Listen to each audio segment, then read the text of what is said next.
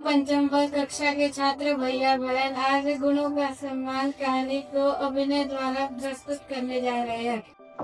ये कहानी वाराणसी नगर के पास के एक तालाब की है, जहाँ पर कमल के फूल बहुत सुंदर सुंदर खिला करते थे। वहाँ पर बहुत सी मधुमक्खियाँ और भंवरे आया करते थे और भंवरे मधुमक्खियाँ कमल के रस का पराग चूसा करते थे। वहाँ पर एक नीलू नाम का भंवरा और रानी नाम की मधुमक्खी थी। रानी नाम की मधुमक्खी वहाँ प्रतिदिन आया करती थी। इस प्रकार नीलू भौरा भी वहाँ प्रतिदिन आया करता था।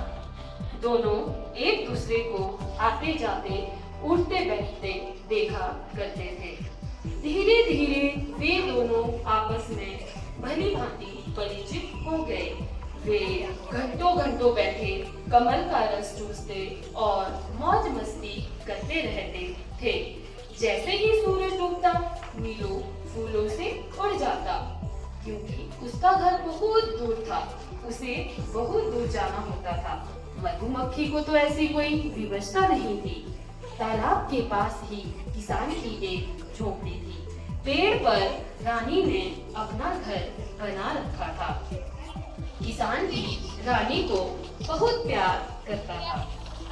एक बार नीलू भौरे के पंख में चोट लग गई। रानी बोली, नीलू भाई, आपका घर तो बहुत दूर है, आपके पंख में चोट लगी है, आप घर कैसे जाओगे? आज मेरे ही घर पर रुक जाओ। नीलू को रानी की बात अच्छी लगी। वह धीरे धीरे उड़ता हुआ रानी के साथ चल पड़ा।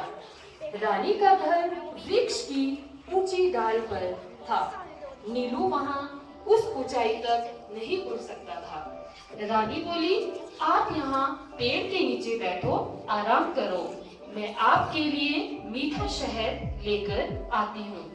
यह कहकर रानी भिनभिनाती हुई वहां से उड़ गई। भौरा पेड़ की जड़ के ऊपर तने के साथ बैठने का प्रयास करने लगा। भौरे का संतुलन बिगड़ गया और वह किसान के बेटे से जा टकराया। नीलू का टंक उसके गाल को छू गया। गाल से खून निकलने लगा। किसान ने अपने गंजे से भौरे को मार के भगाते हुए बोला, न जाने कहां से मरने को आया है। भौरा जल्दी जल्दी जान बचाकर भूखा प्यासा भागा।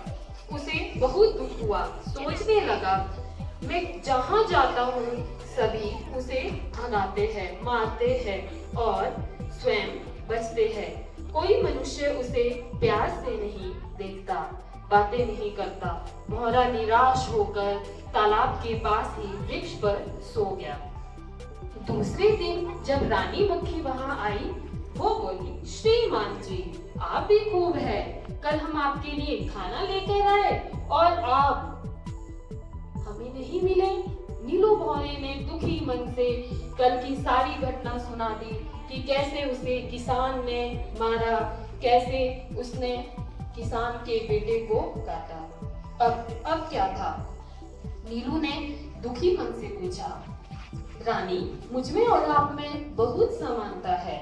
मैं काला हूँ, आप भी काली है। मेरे दो पंख है, आपके भी दो पंख है। मैं डंक मारता हूँ, आप भी डंक मारती हो। मैं फूलों का रस पीता हूँ, आप भी फूलों का रस पीती हो। लेकिन फिर भी लोग आपसे प्यार करते हैं, मुझसे प्यार क्यों नहीं करते हैं?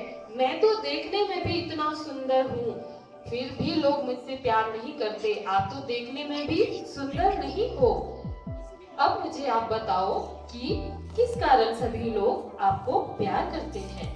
रानी थोड़ा गंभीर होते हुए कहने लगी, आप सुंदर हो तो क्या हुआ? आपकी सुंदरता से किसी को क्या लाभ? सुंदरता तो क्षण भर के लिए आकर्षित करती है। वास्तविक और स्थायी आकर्षण तो गुणों का होता है। गुणी ही सम्मान के पात्र बनते हैं। मैं कुरूप हूँ, मेरी शक्ति अच्छी नहीं है, परंतु यह आपने कभी नहीं सोचा कि मैं जिस शहद को बहुत परिश्रम से एकत्रित करती हूँ वह शहद सभी के काम आता है। मैं डंक मारती हूँ तो क्या, समाज के लिए उपयोगी हूँ, दूसरों का उपकार करती हूँ। मेरे बहुत से गुणों में कुछ बुराइयां ढक जाती है। सच बात तो यह है कि नीलू भाई गुण ही सौंदर्य है, गुण ही सच्चा प्यार पाता है। भौरा मधुमक्खी की बात समझ रहा था। वह कुछ नया करके समाज के लिए उपयोगी बनना चाहता था, समाज से प्यार करना चाहता था। यह कहानी थी गुणों का सम्मान।